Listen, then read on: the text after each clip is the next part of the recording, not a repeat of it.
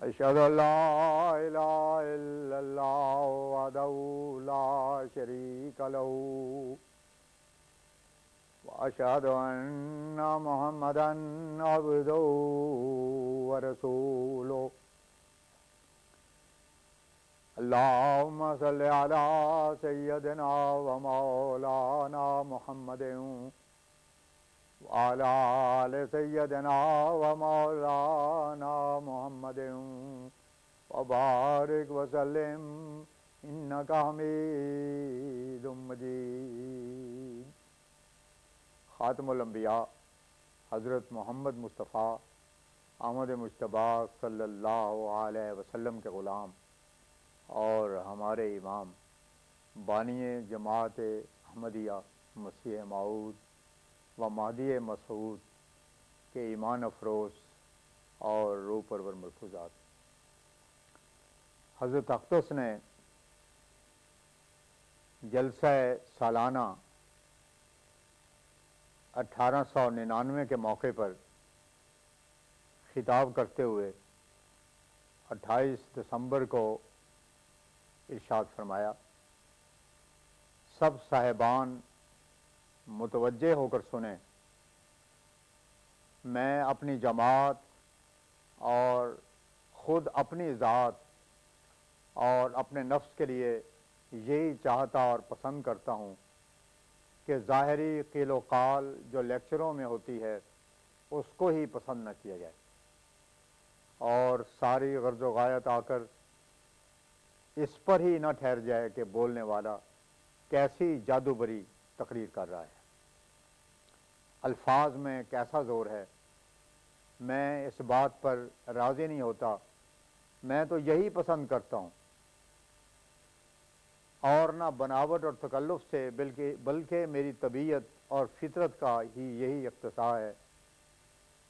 بلکہ میری طبیعت اور فطرت کا ہی یہی اقتضا ہے کہ جو کام ہو اللہ تعالیٰ کے لیے ہو، جو بات ہو خدا کے واسطے ہو۔ اگر اللہ کی رضا اور اس کے احکام کی تعمیل میرا مقصد نہ ہوتا تو اللہ تعالیٰ بہتر جانتا ہے کہ مجھے تقریریں کرنی اور واز سنانا تو ایک طرف، میں تو ہمیشہ خلوت ہی کو پسند کرتا ہوں، اور تنہائی میں وہ لذت پاتا ہوں جس کو بیان نہیں کر سکتا، مگر کیا کروں، بنی نو کی ہمدردی کھینچ کھینچ کر باہر لے آئی ہے، اور اللہ تعالیٰ کا حکم ہے جس نے مجھے تبلیغ پر مامور فرمایا ہے۔ میں نے یہ بات کہ ظاہری قیل و قال ہی کو پسند نہ کیا جائے اس لیے بیان کی ہے کہ ہر خیر میں بھی شیطان کا حصہ رکھا ہوا ہوتا ہے، پس جب انسان واز کے لیے کھڑا ہوتا ہے تو اس میں شک نہیں کہ امر بالمعروف اور نہی عن المنکر بہت ہی عمدہ کام ہے، مگر اس منصب پر کھڑے ہونے والے کو ڈرنا چاہیے کہ اس میں مخفی طور پر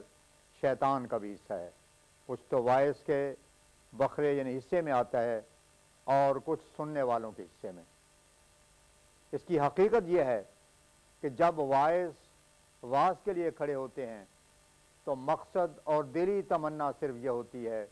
کہ میں ایسی تقریر کروں کہ سامعین خوش ہو جائیں، ایسے الفاظ اور فقرات بولوں کہ ہر طرف سے واہ واہ کی آوازیں آئیں۔ میں اس قسم کی تقریر کرنے والوں کے مقاصد کو اس سے بڑھ کر نہیں سمجھتا، جیسے بھڑوے، بقال، قوال، گویے یہی کوشش کرتے ہیں کہ ان کے سننے والے ان کی تعریف ہی کریں۔ ہاں، پس جب ایک مجمع کثیر سننے والا اور اس میں ہر ایک مذاق اور درجے کے لوگ موجود ہوں تو خدا کی طرف کی آنکھ کھلی نہیں ہوتی الا ماشاء اللہ۔ مقصود یہی ہوتا ہے کہ سننے والے واہ واہ کریں، تالیاں بجائیں اور کیئرز دیں۔ غرض یہ حصہ شیطان کا واعظ یا بولنے والے میں ہوتا ہے،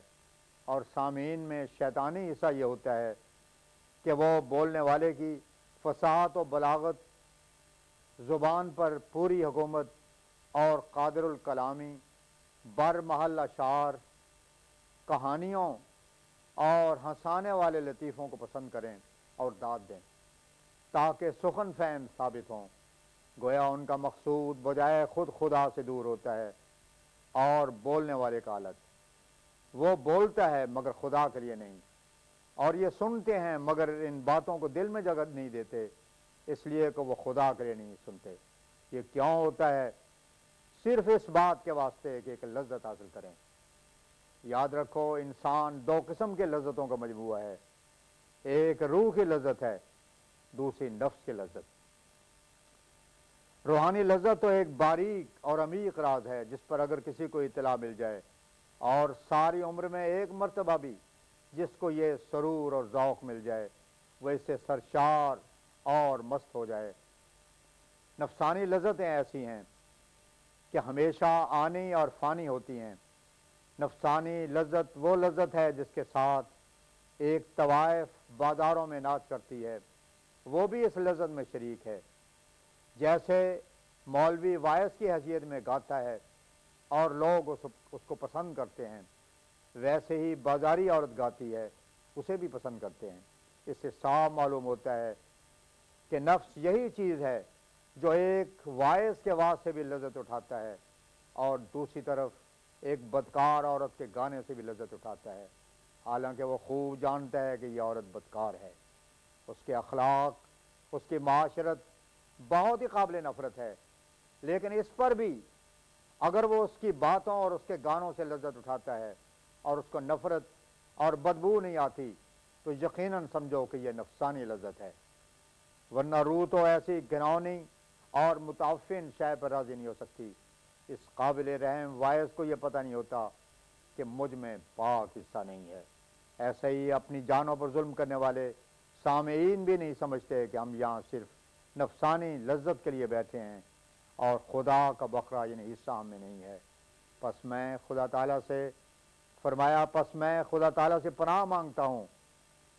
کہ وہ ہماری تقریروں، ہمارے بولنے والوں اور سننے والوں میں سے اس ناپاک اور خبیث روح کے حصے کو نکال کر معاذ للہیت بھر دے۔ ہم جو کچھ کہیں خدا کے لیے،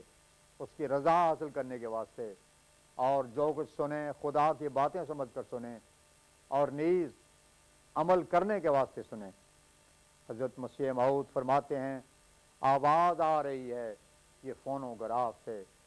ڈھونڈو خدا کو دل سے نہ لاف و گزاف سے۔ جب تک عمل نہیں ہے دل پاک صاف سے، کمتر نہیں یہ مشغلہ بت کے طواف سے۔ وآخر دعوانا ان الحمدللہ رب العالمین۔